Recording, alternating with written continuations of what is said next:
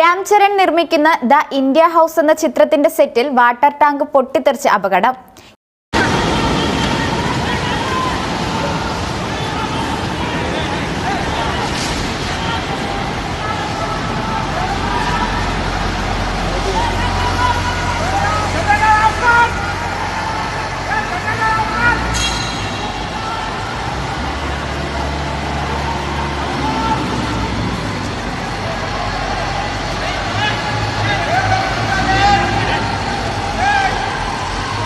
ഈ അപകടത്തിൽപ്പെട്ട് അസിസ്റ്റന്റ് ക്യാമറാമാന്റെ തലയ്ക്ക് ഗുരുതരമായി പരിക്കേറ്റു.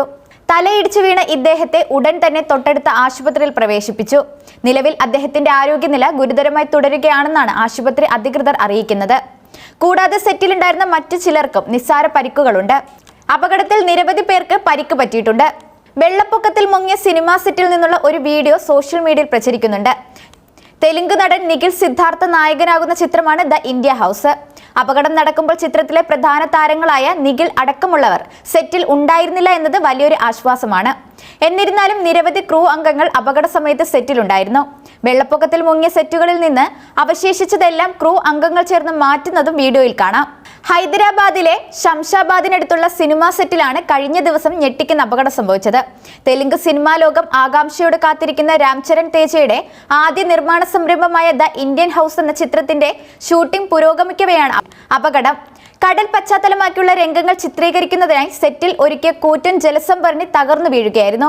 അപ്രതീക്ഷിതമായി തകർന്ന ജലസംഭരണിയിൽ നിന്ന് വെള്ളം കുത്തിയൊലിച്ച് സെറ്റിൽ നാശം വിതച്ചു.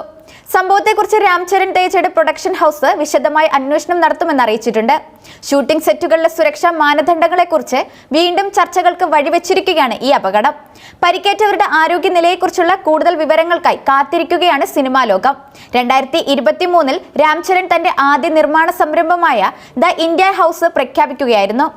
നിഖിൽ സിദ്ധാർത്ഥയും അനുപം ഖേറും ഉൾപ്പെടുന്ന സിനിമയുടെ ഒരു പ്രൊമോയും പുറത്തിറങ്ങിയിട്ടുണ്ട്.